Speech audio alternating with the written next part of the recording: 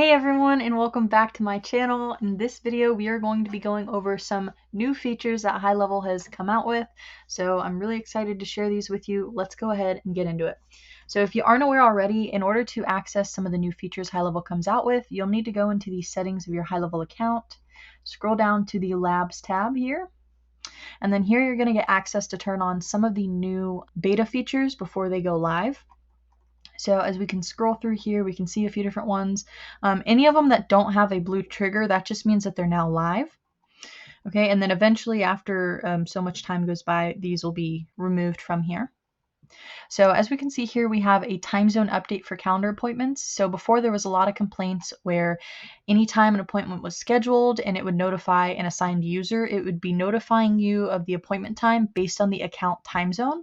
So I know this can be really inconvenient for those of us who have businesses that operate out of multiple states, different time zones.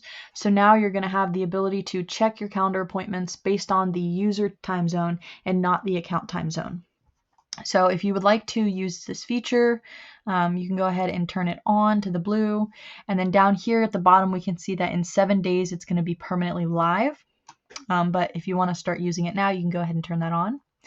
Next, we have payments in forms. So I think this feature is going to be really good for those of us who don't really want to use the two-step or one-step checkout form that we're given in the funnels or websites of our account. If we would rather customize the form to get maybe a little bit more information from our customers, so we can now do that. Okay, next up we have standalone tasks. So this is just going to be great in general if you don't have a task that's necessarily assigned to the contact. It's just an in-team task that needs to be done. You can now go ahead and create that task without assigning it to a contact. So we have the appointment booking widget. So now instead of the continue button, it's going to be a select button by the time slot, just to make sure that you're aware of what time you're selecting and you can easily transition and schedule that appointment. We also have custom values folders. So now we can keep our custom values organized by creating various folders to host them. Okay, they've also made some updates to the message composer inside the conversations tab. And keep in mind, I'm going to go through each one of these and actually show you how you can use them. And then next up, we have the appointment booking widget, which is going to change the look of your calendar a little bit and the interface. So we'll go ahead and take a look at that. So I think the appointment booking widget is really the last one. They did make some updates to the staff profile as well as fixing some bugs. Let's go ahead and dive into each of these and see how you can utilize them. Okay, so let's start with the calendar widget update. So as we all know, we have the Neo view and then we have classic view. So with the Neo view, this is the new look of your calendar.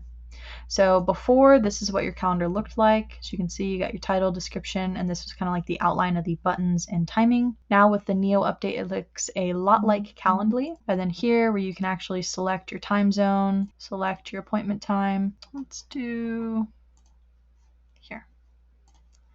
Hit select. Okay, now you can fill out your information. Even the forms looks a lot different. So we'll go ahead and fill out our information and schedule our appointment, and then we'll go back and we'll look at the new time zone update. Okay, so now that we've scheduled our appointment, this is the new look after the appointment's been scheduled. And then as you can see here, it also added to where now it differentiates between the Outlook and the iCal calendar. So now you have all three of those buttons here, and you can go ahead and add this to your calendar like usual. Okay, so now with the time zone update, if you're inside the calendar settings and you go to appointment, additionally, if you're inside the contact and you're looking at the appointments they scheduled, you're going to be able to see the requested time zone is now in the user time zone. So my user time zone is Central. As I can see here, I'm currently viewing in Central Time, and the requested time is 9:30 a.m. Even though when I booked the appointment, I did it on Pacific Time for 7:30 to 8 a.m. So that's actually going to be really beneficial. Instead of us having to, calculate what time the appointment was scheduled, we can now see it in our own time zone. Now, additionally, with the calendar, when you're scheduling an appointment, before you would have to select the time, and then you would have to select the continue button down here on the right.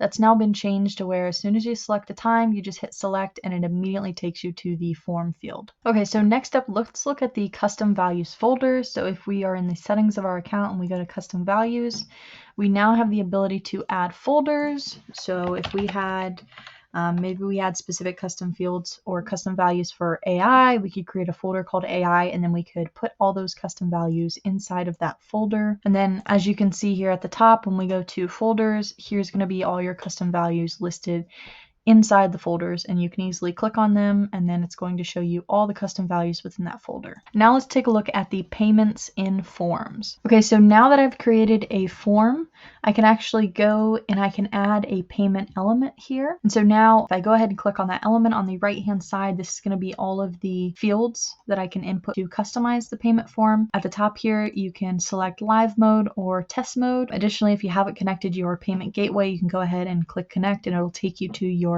integrations tab, so you can go ahead and connect your payment gateway. You can add a short label, and as you can see, that's going to show up under the payment pricing here. As you can see here, you're going to have your suggested amount. You can easily delete these. You can add to it if you would like. And then active tag here, this is going to have to do with when this thing is live, when we preview it. So we'll just put it to blue for now. Down here, you can also add a placeholder. And then at the bottom, if you want to change your footer or hide it, you can do that as well. So let's go ahead and save, and let's preview what this is going to look like. Okay, so now we can see what it's going to look like, and as you can see, depending on what price I select, that's where that active tag color comes into play here. And then additionally, if you don't have your payment gateway connected, of course it's not going to load. So I'll go ahead and do the same thing in an account that does have a payment gateway. That way you can see what it's going to look like. So now I have a payment gateway connected. I can go ahead and select my amount, enter my payment information, and then go ahead and submit my form. So now we can actually capture payments